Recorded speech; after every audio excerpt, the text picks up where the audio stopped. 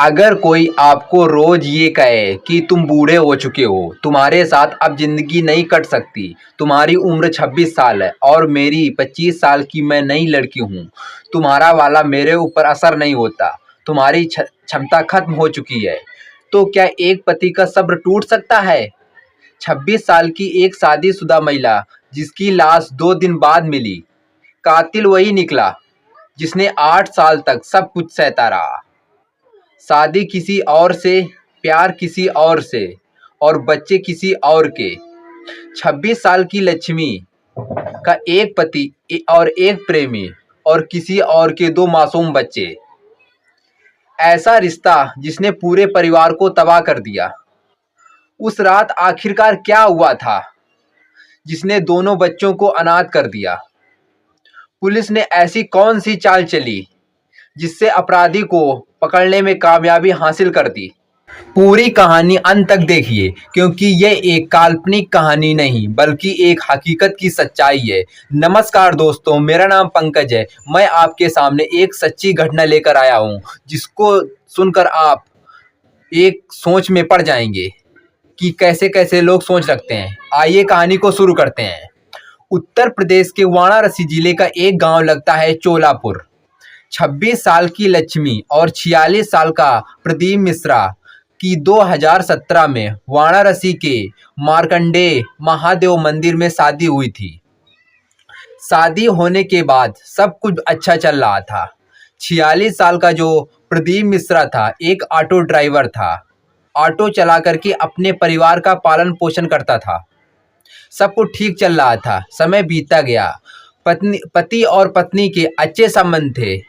जिंदगी अच्छे से व्यतीत हो रही थी। 6 महीना पहले लक्ष्मी अचानक प्रदीप से झगड़ने लगती है।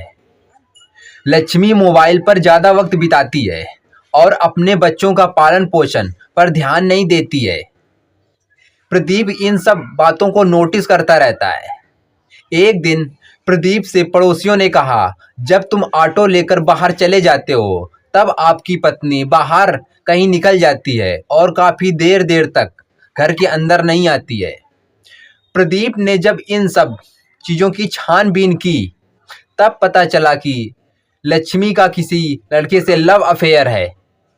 प्रदीप मिश्रा ने अपनी पत्नी से कुछ नहीं कहा। एक दिन लक्ष्मी का मोबाइल चेक किया तो पता चला कि लंबी लंबी बातें होती हैं। प्रदीप ने लक्ष्मी से बात की, कहा गलती सबसे होती है, तुम सुधर जाओ। लक्ष्मी ने तुरंत झगड़ना शुरू कर दिया। बोली, मैं तुम्हारे साथ नहीं रहना चाहती हूँ, तुम बूढ़े हो चुके हो, तुम्हारे साथ बिल्कुल रहना मुझे पसंद नहीं है, तुम मेरा साथ देने लायक नहीं बचे हो, मैं तुम्हारे साथ बिल्कुल कंफर्टेबल फील नहीं करती हूँ, तुम्हारे सर के बाल भी जा चुके हैं, तुम देखने में एकदम बुढ़े लगते हो, मैं तुम्हारे साथ बिल्कुल भी नहीं रहूँगी, मैं अपने प्रेमी के साथ ही रहूँगी।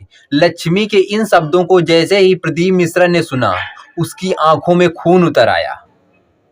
मगर घर में बेटा और बेटी थे, इसलिए खून का घूंट पीकर ही रह गया। प्रदीप ने तय कर लिया था कि अब लक्ष्मी को सबक सिखाना ही पड़ेगा। वो समझने वालों में सी नहीं रही है। 19 दिसंबर दिन शुक्रवार को लक्ष्मी का मूड सही नहीं था।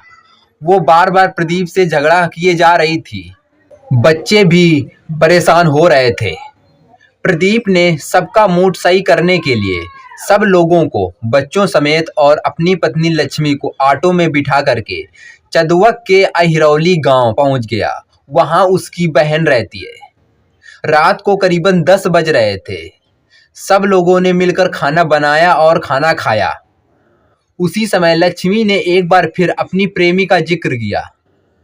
प्रदीप लक्ष्मी को समझा रहा था, लेकिन लक्ष्मी समझने वालों में से नहीं थी। वह बार बार झगड़े किए जा रही थी।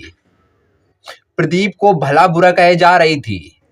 प्रदीप रोज रोज झगड़ों से परेशान हो चुका था। प्रदीप ने लक्ष्मी को मारने को सोच लिया था। प्रदीप ने बच्चों को अपने बहन के घर छोड़ दिया और लक्ष्मी को ऑटो में बिठा करके चाय पिलाने बाहर निकल गया। रात के करीब 11 बजे का समय हो रहा था। सड़कों पर सन्नाटा पसरा हुआ था। प्रदीप ने सोचा, यही सही मौका है, प्रदीप के दिमाग में हत्या का प्लान चलने लगा था। घर से करीब 25 किलोमीटर पहले दानगंज की तरफ पहुंच गया था। यहाँ से चोलापुर की तरफ मुड़ा। थोड़ा आगे बढ़ने पर सन्नाटा पसरा मिला तो उसने ऑटो को रोक दिया। लक्ष्मी ने पूछा, ऑटो क्यों रोक दिया है? तो प्रदीप ने ऑटो में कुछ गड़बड़ी की शिकायत बताई। प्रदीप बाहर निकल आया और अपने मुफरल में फंदा लगा लिया। फिर लक्ष्मी को अपनी मदद के लिए बाहर बुलाया। जैसे ही लक्ष्मी बाहर आई, लक्ष्मी के गले में मुफरल से फंदा कस दिया। 2 मिनट तक लक्ष्मी का शरीर तड़पता रहा। इसके बाद शांत हो गया और लक्ष्मी की मौत हो गई। पास का गांव दूर नहीं था। कोई न कोई लक्ष्मी को जरूर पहचान लेता। इसलिए प्रदीप ने लक्ष्मी के मुंह पर एक पत्थर के ढेले से कई बार वार किए। उसके मुंह को मिताड़ दिया। एक के बाद एक कई बार वार किए। लक्ष्मी का सिर और मुंह बुरी तरह से कुचल दिया और जिससे पहचान में न आए। फिर प्रदीप मिश्रा अपने घर लौट गया। अपने बच्चों को बहन के घर में ही रहने दिया।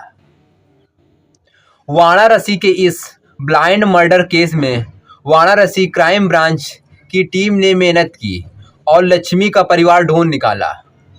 एडीसीपी ने बताया, महिला का सिर इतनी बुरी तरह से कुचला गया है कि पहचान में नहीं आ रहा है, ताकि इसे पहचाना ना जा सके। और लक्ष्मी की लाश 30 घंटे पुरानी भी हो चुकी है। जांच करने पर पता चला कि महिला के दोनों हाथों में टैटू बने हैं। एक हाथ में पीएल व दूसरे हाथ में जीपीएल लिखा है। आसपास के गांवों में इस तरह के टैटू को ढूंढा गया तो पता चला पीएल का मतलब पी से प्रदीप, एल से लक्ष्मी, और दूसरे हाथ में जो पीजीएल लिखा है, पी से मतलब प्रदीप, एल का मतलब लक्ष्मी, जी का मतलब गुड्डू। प्रदीप को पकड़ने के बाद उसका क्रिमिनल रिकॉर्ड खंगाला गया तो पता चला प्रदीप के नाम पर 7 मुकदमे और 1 हत्या का मामला भी दर्ज है। उसने 10 साल गाजीपुर जेल में सजा भी काटी है। प्रदीप की संपत्ति 3 बार कुर्की भी हो चुकी है। दोस्तों, इस कहानी के माध्यम से किसी को दुख नहीं पहुंचाना है, बल्कि आप लोगों को जागरूक करना है कि हमारे समाज में किस किस तरह के हत्याकांड सामने आते हैं। दोस्तों, इस कहानी से सजा एक को और सबक हम सबको। देखते रहिए ऐसी ही कहानी रोज हमारे चैनल में। Thank you for watching video.